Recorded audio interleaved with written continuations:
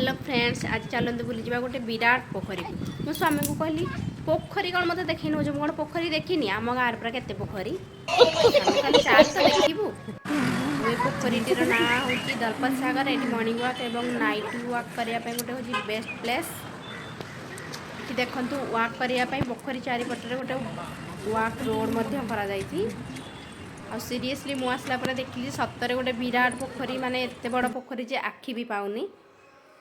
आउ ए पोखरीर ना दलपत सागर हेबार मेन कारण होची ए विराट पोखरी रे दल पूरा भरपूर हो रही माने आखि जुआड़ बुले पानी जेतिकी दल सेतिकी। और एठे एते दल जे वर्ष सारा एठू दल कढ़ा चली थाए। मो दल कढ़ा सरला परे एठी गोटे बोटिंग रो व्यवस्था मध्य अछि।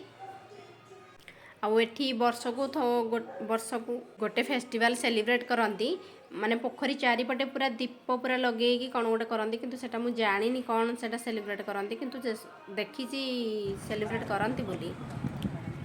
बाप रे देखंतु केते दल देखीदेला माने तो पूरा डर लगुच। आ इवनिंग टाइम रे एठी आसिले माने बसी पड़े किछि समय बसी रहले माने माने दिन जाकर टेंशन पूरा गायब हो जाए।